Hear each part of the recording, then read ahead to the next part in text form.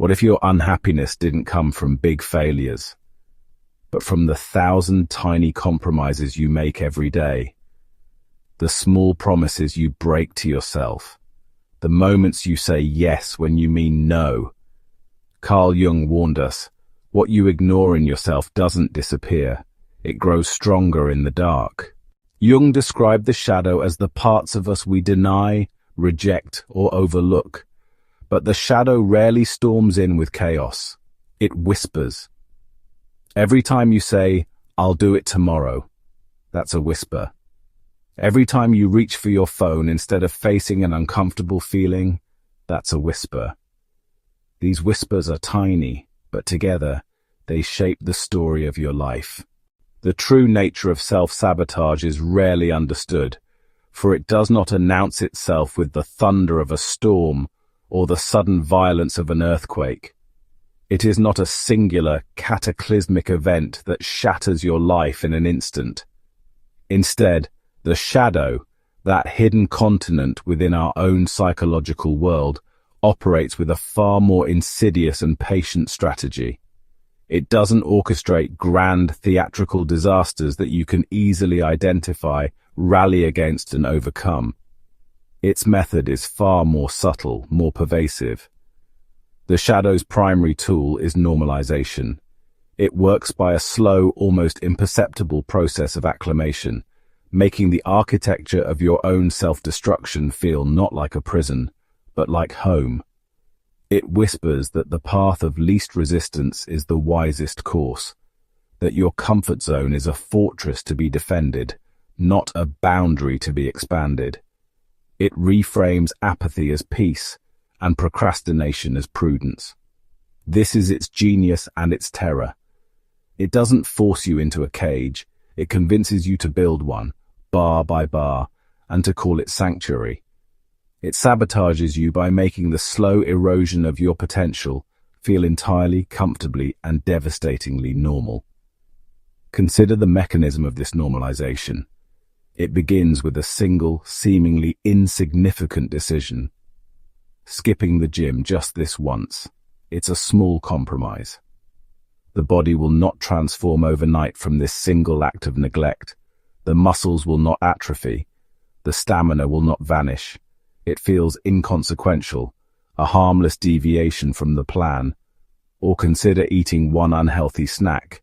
It is a fleeting moment of pleasure, a minor indulgence.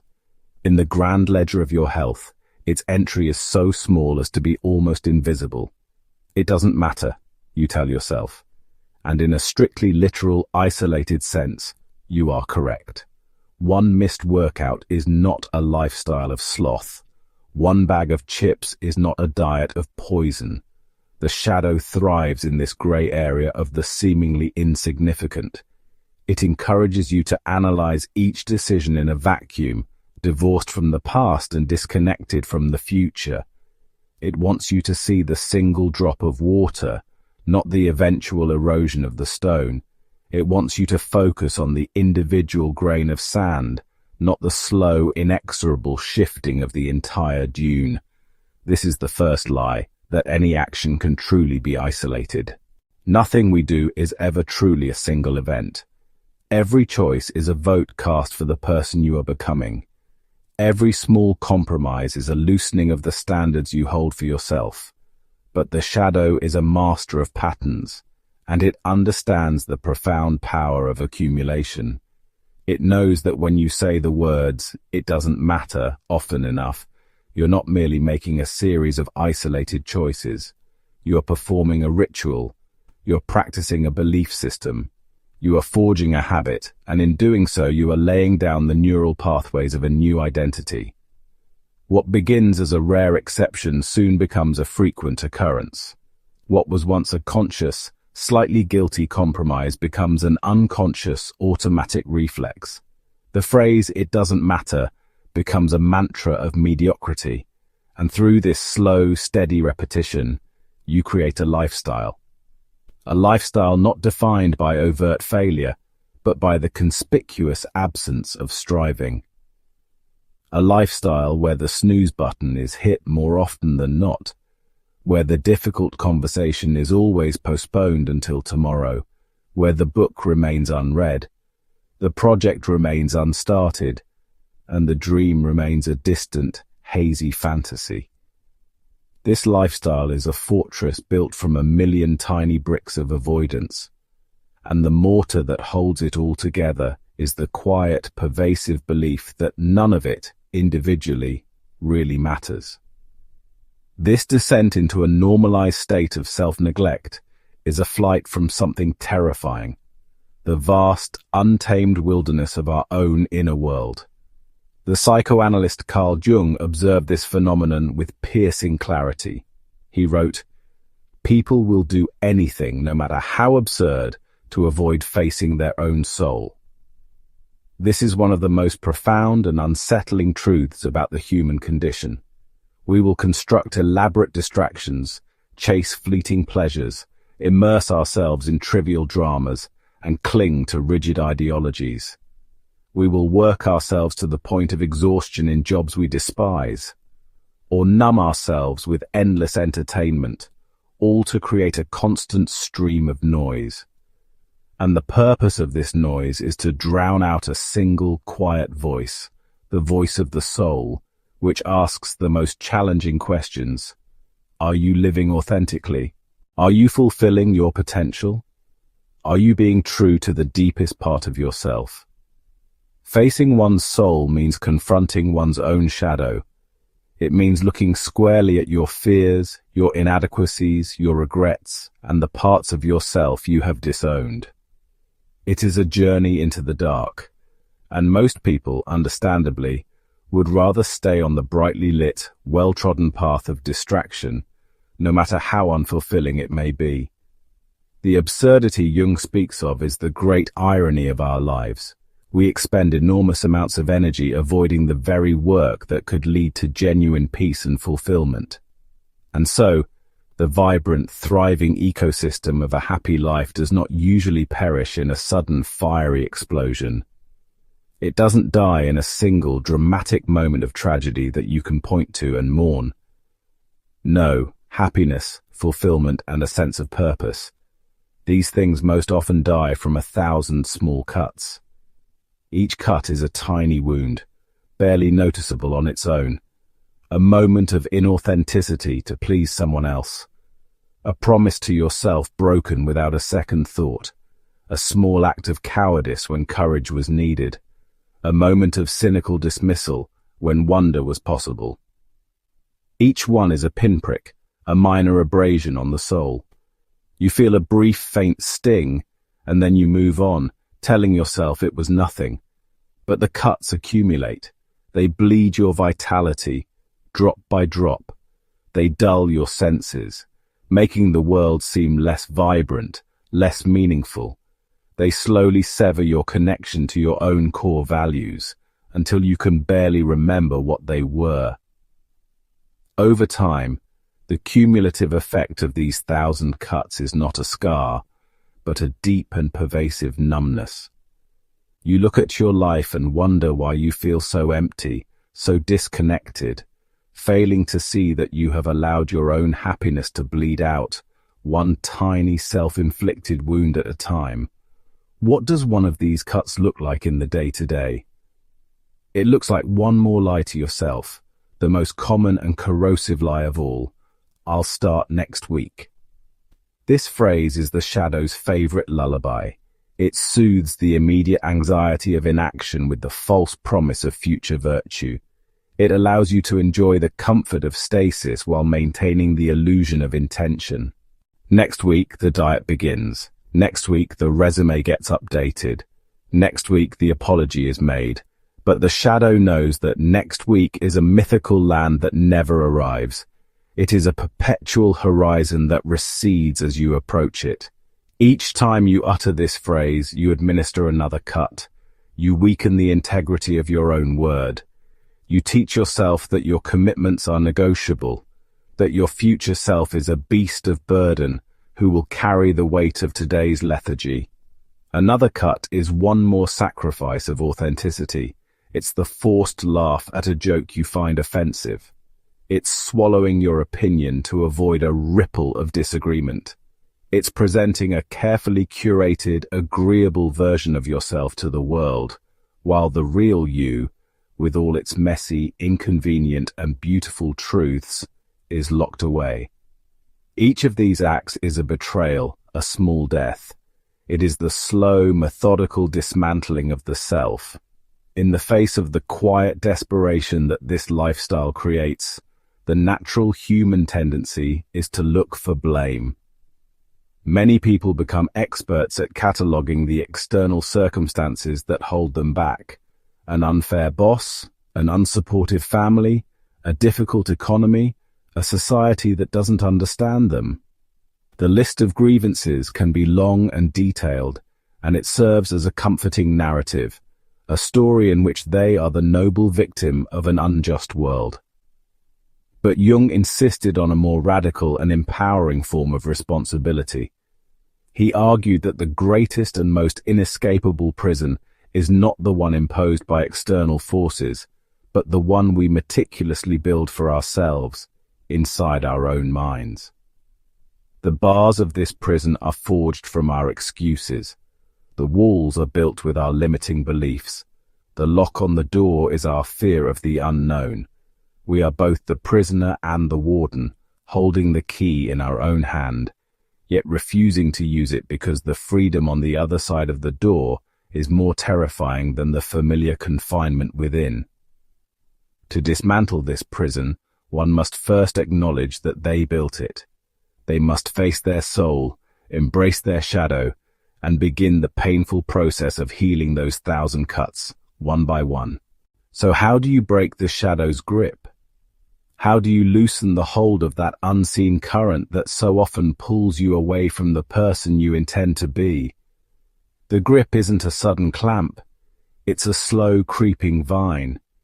It manifests as the subtle self-sabotage, the inexplicable fatigue when you're on the verge of a breakthrough, the sharp, critical inner voice that speaks up at the worst possible moments. It's the feeling of being a passenger in your own life, watching your hands do things your mind never agreed to. The shadow is a master of the imperceptible. It builds its power not through grand, dramatic gestures, but through the steady, silent accumulation of tiny, unconscious habits. A single thread is weak, but 1,000 threads woven together in the dark can bind a giant. You break it by turning the shadow's own weapon, these tiny, insidious habits, back against it. You learn to fight subtlety with subtlety. You don't wage a full frontal war, for that would only strengthen its resistance. Instead, you begin a quiet rebellion, a campaign of small, deliberate acts of consciousness. You introduce a new kind of habit, the habit of awareness. This is the fulcrum upon which your entire inner world can be shifted. It begins not with a roar, but with a whisper. Consider the unconscious habit of people-pleasing, of saying yes when every fiber of your being screams no. This is a classic manifestation of the shadow, born from a deep-seated belief that your own needs are less valid than the needs of others. It's a fear of rejection, a fear of conflict, a fear of being seen as selfish. Each automatic yes is a small act of self-abandonment. It feels easier in the moment, a quick way to diffuse tension, but it leaves a residue of resentment that builds over time, poisoning your relationships and your relationship with yourself. You become a vessel for everyone else's agenda, your own energy draining away with each reluctant agreement. So, instead of unconsciously saying yes, you consciously practice saying no just once a day. This is not about becoming disagreeable or unkind. It is an act of profound self-respect. The no can be gentle. It can be, "Thank you for thinking of me, but I don't have the capacity for that right now." It can be, "I need to check my schedule and get back to you," buying you time to consult with your true feelings instead of reacting from a place of fear. The first time you do it, it will feel terrifying. Your heart may pound. You may feel a wave of guilt. This is the shadow fighting back, using old emotional patterns to pull you back into line. But you hold your ground, and in that small, courageous act of setting a boundary, something shifts. You send a powerful message to your own unconscious. Your needs matter. Your energy is finite and valuable. You are the guardian of your own well-being. Doing this once a day is like lifting a small weight. At first it's difficult, but with each repetition, the muscle of self-worth grows stronger. You begin to reclaim the territory of your own life, one gentle, honest no at a time. Or consider the modern trance of unconscious scrolling. The phone in hand, the thumb moving of its own accord, the endless stream of information, outrage, and curated perfection. This is more than just a waste of time. It is a sophisticated defense mechanism. It is the shadow's favorite anesthetic for the modern soul. We scroll to avoid the discomfort of boredom, which is often the gateway to creativity. We scroll to numb the pang of loneliness. We scroll to distract ourselves from the difficult questions and uncomfortable truths that bubble up in moments of quiet. Each minute spent in that hypnotic state is a minute we are not present with ourselves, a minute we are outsourcing our thoughts and feelings to an algorithm designed to keep us hooked. The counter-move is deceptively simple. Instead of scrolling unconsciously, replace just 5 minutes of that time with intentional stillness or with journaling. 5 minutes. That's all.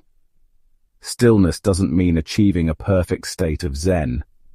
It simply means stopping, putting the phone down, closing your eyes, and just being. It means allowing the chaos of the mind to be there without judgment. It means feeling the awkwardness, the restlessness, the urge to escape, and choosing to stay for just a few breaths longer. In that space, you begin to hear your own thoughts again.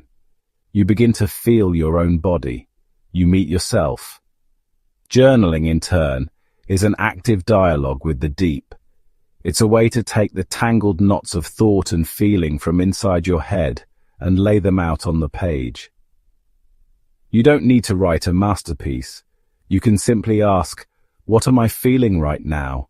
What was I trying to avoid by picking up my phone? You give the shadow a voice, but on your terms, through the conscious act of writing. You are no longer being passively consumed by distraction. You are actively engaging with your own inner world. These 5 minutes become a sanctuary, a training ground for presence. Carl Jung believed that true, lasting transformation happens in these smallest, most ordinary moments.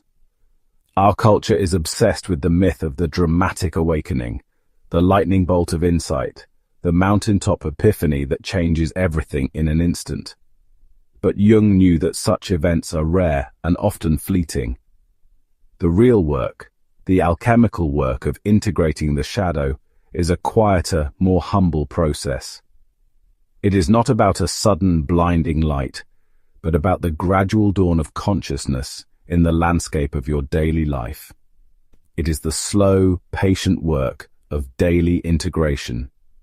Each conscious no, each 5-minute pause, each honest sentence in a journal is like a single drop of rain falling on the hardened ground of your unconscious patterns. One drop seems to do nothing, but another falls, and another. And over time, the ground softens. New life begins to grow. This is how we change, not through force, but through the gentle, persistent application of awareness in the places where we have been most asleep. And here's a surprising, crucial truth. The shadow isn't just a saboteur to be defeated. It's also a teacher to be understood. Its primary function is not to destroy you, but to bring your attention to the parts of yourself you have disowned. The shadow is the keeper of everything you decided was unacceptable in order to be loved, to be safe, to fit in. It holds your repressed anger, your forbidden desires, your raw creativity, your untamed power. It is a treasure chest buried in the mud, and its disruptive behavior is its way of banging on the lid, trying to get your attention. Every tiny destructive habit, when examined with curiosity instead of judgment, points directly to something you're avoiding. It is a map to a hidden wound. When you examine the habit, you discover what it is trying to medicate. That chronic procrastination, look closer. It might not be laziness at all, but a paralyzing fear of failure, a wound from a time when your best wasn't seen as good enough. That compulsion to overeat. Perhaps it's not a lack of discipline, but a desperate attempt to soothe a feeling of emptiness or loneliness, a wound related to a deep, unmet need for comfort and nurturing. The habit is a symptom, not the disease. The work is to follow the symptom back to its source with compassion. Instead of berating yourself for procrastinating, you can ask, what am I afraid of right now? Instead of shaming yourself for eating, you can ask, what feeling am I trying to numb? What comfort do I truly need? This compassionate inquiry is the key that unlocks the shadow's prison. When you can name the underlying fear or need, you can begin to address it consciously, rather than letting the shadow manage it unconsciously and destructively. You find the gold in the darkness, the courage hidden behind the fear, the need for connection hidden in the loneliness. This is the essence of the work. This is what Jung meant when he said, "One does not become enlightened by imagining figures of light, but by making the darkness conscious." Imagining figures of light is easy. It's pleasant. It's the spiritual bypassing that allows us to feel virtuous while avoiding the messy, difficult, and contradictory parts of our own nature. But true wholeness, true enlightenment, is not found by turning away from the dark. It is found by turning towards it, with courage and with a lamp in hand. Making the darkness conscious is the hard, essential, and deeply rewarding journey of a lifetime. It is the process of reclaiming all the lost pieces of yourself, and in doing so, becoming not perfect but complete. Your happiness won't collapse in one dramatic moment. It will not be a thunderclap or a sudden cataclysmic event that announces its departure. There will be no grand spectacle, no single identifiable point of failure you can look back on and say, there, that is where it all went wrong. Instead, it will dissolve slowly, invisibly, through the tiny habits you don't question. It will be an erosion, not an explosion. A quiet, creeping decay that happens in the margins of your days, in the moments you dismiss as insignificant. It's the decision to scroll on your phone for another 10 minutes instead of closing your eyes to rest. It's the easy, reflexive yes you give when your heart is screaming no. It's the small, bitter thought you entertain about a friend's success, a thought you quickly push away, but which leaves a residue. Each of these is a single drop of acidic water falling on the stone of your well-being. One drop does nothing. 100, 1,000, 10,000. They carve a channel, they wear you down. These are the silent betrayals of the self, the micro-compromises that feel like nothing in isolation but accumulate into a heavy debt. You are paying for a moment of ease with a piece of your future vitality. You are trading a sliver of integrity for the avoidance of a difficult conversation. You believe you are standing still, maintaining the status quo, but the ground beneath your feet is slowly washing away. You are drifting, carried by a current of unexamined choices, further and further from the shore you intended to reach. But freedom doesn't arrive in one dramatic moment either. Just as happiness erodes, freedom is constructed. It is not a lottery ticket you find, or a sudden inheritance bestowed upon you. It is an act of deliberate architecture, a structure you must build yourself, piece by painstaking piece. It is built through small, conscious choices, practiced daily. This is the other side of the equation. the powerful creative counterforce to the slow dissolution of neglect. It is the choice to put the phone down and pick up a book, even for 5 minutes. It is the practice of pausing before you speak, to ask if your words are true, kind, and necessary. It is the decision to go for a walk, even when you feel tired, to move your body and clear your mind. Each choice is a single brick. In the moment, it feels small, almost meaningless. What is one healthy meal? What is one page read? What is one moment of quiet reflection? It is nothing, and it is everything. Because when you lay that brick, and then another the next day, and another the day after that, you begin to build a foundation. Soon you have a wall, then a room, then a shelter. You are building a fortress of character, a sanctuary of self-respect. This is the quiet discipline of the mundane, the profound power hidden in the rhythm of your daily practice. It is the commitment to showing up for yourself in ways that no one else will ever see.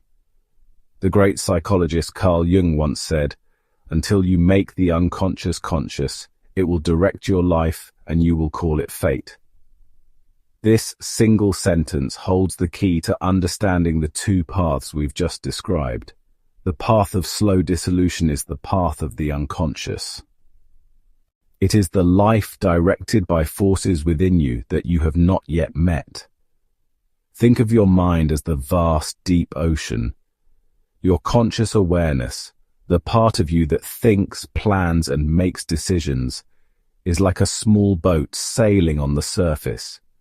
You are aware of the wind, the waves, the weather you can see, but beneath you lies the immense, powerful deep, the currents, the tides, the unseen leviathans of your past experiences, your repressed fears, your unmet needs. These are the forces of the unconscious, and they are what truly steer the ship. When you find yourself repeating the same destructive patterns in relationships, when you feel stuck in a career that drains your soul, when you seem to be perpetually sabotaged by your own impulses, you are feeling the pull of these deep currents, and because you cannot see them, you invent an external reason. You call it bad luck. You call it circumstance. You call it fate. To make the unconscious conscious is the act of becoming a true navigator of your own being. It is the process of dropping a sounding line into your own depths. It means paying attention to your dreams, your slips of the tongue, your inexplicable emotional reactions. It is the work of asking, why did that comment make me so angry? Why do I keep choosing partners who are unavailable? What am I truly afraid of? This is the most courageous journey a person can take, the journey inward. So ask yourself, are your micro-commitments leading you toward your light or feeding your shadow in silence? This is not a question to be answered once, but a question to live by, a compass to hold in your hand at every turn. A micro-commitment is the smallest unit of choice, the choice of what you listen to on your way to work, the choice of how you greet your family at the end of the day, the choice between a complaint and a moment of gratitude. Each one is a vote cast for the person you are becoming. Your light is your potential. It is your highest self, the person you know you can be when you are aligned with your values, living in courage and acting from love. It is the part of you that seeks growth, connection, and meaning. To walk toward your light is to make the conscious choices, to lay the bricks of your freedom day by day. Your shadow, in the Jungian sense, is not evil. It is simply everything in you that is unconscious, repressed, and undeveloped. It is the parts of yourself you have disowned out of fear or shame. It is your hidden insecurities, your secret resentments, your latent potential for cruelty or apathy. When you feed the shadow, you are not being wicked, you are being unconscious. You are letting those unexamined parts of you make your decisions. You are choosing the path of least resistance, the comfort of the familiar pattern, the momentary satisfaction of an indulgence that ultimately weakens you. Look at the small, recurring choices that make up the fabric of your day. Are they acts of self-respect or acts of self-abandonment? Are they moving you toward clarity or pulling you deeper into confusion? The path toward the light is always there. It is not easier, but it is better. It is the path of awareness. And it begins now with your very next choice.